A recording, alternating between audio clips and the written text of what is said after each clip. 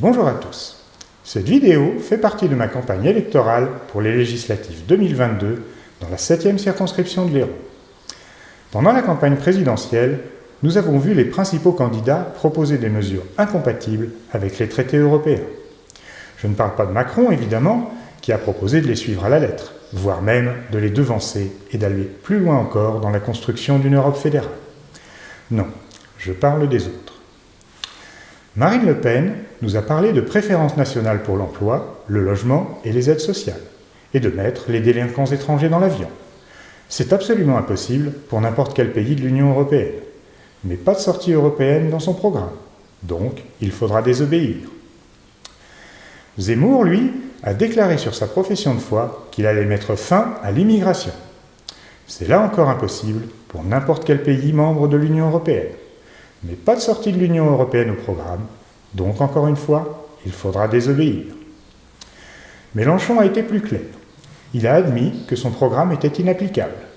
Il a écrit sur sa profession de foi, je cite, « Nous appliquerons notre programme même quand il oblige à désobéir aux traités européens ». Désobéir aux traités européens, voilà le sujet de cette vidéo. Alors, est-il possible de désobéir aux traités européens ?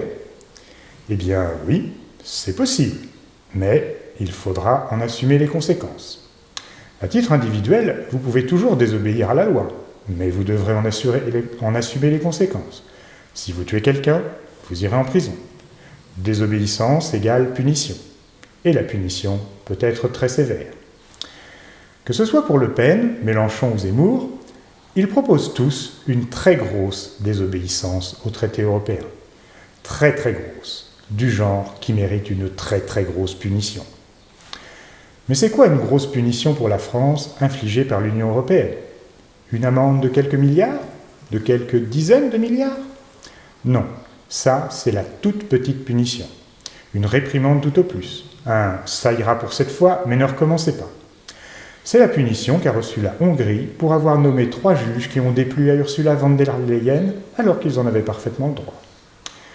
Non, la grosse punition, c'est tout autre chose. C'est le gel des comptes français en euros. Le gel, ce n'est pas la confiscation. Ça ne remet pas en cause le droit fondamental de la propriété. Votre argent reste à vous. Vous n'avez juste plus le droit de vous en servir. Tous vos comptes sont bloqués. Votre carte bleue ne fonctionne plus. Les distributeurs de billets sont tous hors service. Bref, vous ne pouvez plus rien acheter. Et c'est pareil pour les entreprises. Elles ne peuvent ni vendre, ni acheter, ni payer leurs salariés.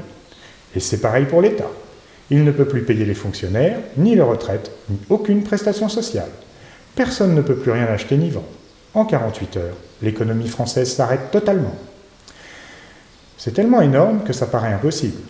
Vous vous dites que je suis complètement fou pour imaginer un truc aussi insensé. Je reconnais que ça paraît fou, mais c'est parfaitement possible. Ils en ont les moyens légaux et les moyens techniques.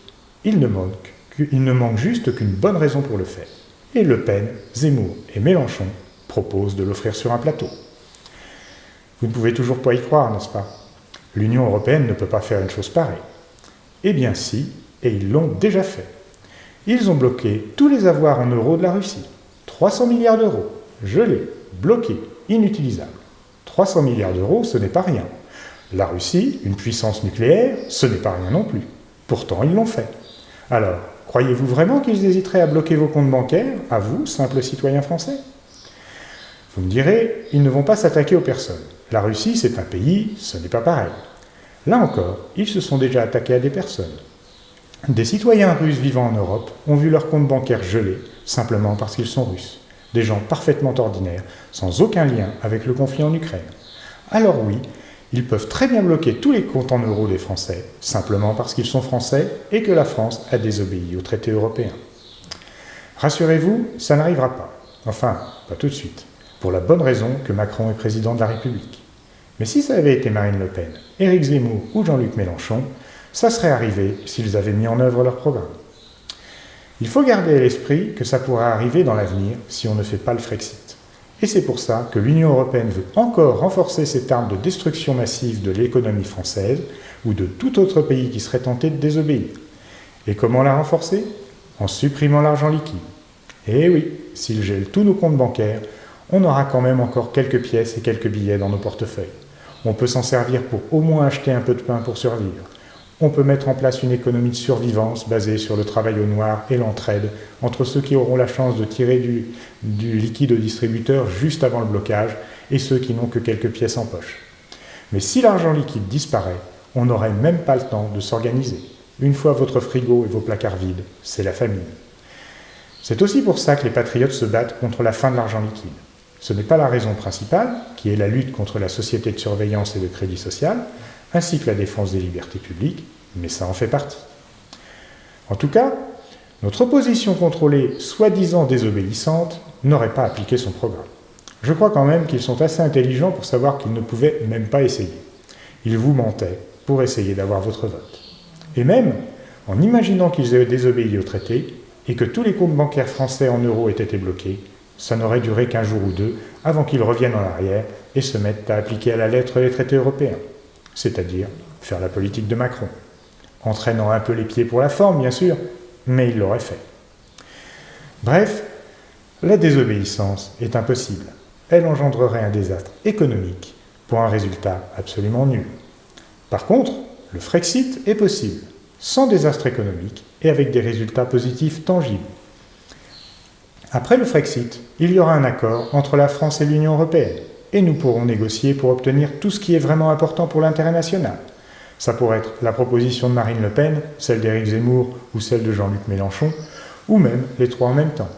Mais une chose est sûre, les souverainistes, une fois au pouvoir, obtiendront un accord bien meilleur que ça pour la France, car il intégrerait tous les aspects des traités européens et pas seulement les 2 ou 3 mesures emblématiques proposées par l'opposition contrôlée. Si vous êtes agriculteur ou pêcheur, vous savez de quoi je parle. Si vous voulez que quelque chose change vraiment dans la France d'aujourd'hui, le 12 juin prochain, il faut voter pour celles et ceux qui disent la vérité et qui se donnent les moyens de réaliser leurs propositions. Ce sont les candidats de Debout la France, Génération Frexit et les Patriotes, dont je fais partie. Je suis ce candidat dans la 7e circonscription de l'Hérault. Alors je compte sur vous. Si vous n'êtes pas déjà abonné à cette chaîne, faites-le maintenant pour être tenu au courant de cette campagne. Partagez ces vidéos avec vos amis, vos voisins, vos collègues. Plus elles seront vues, mieux les électeurs seront informés. On va refaire de la vraie politique ensemble. À très bientôt et vive la France!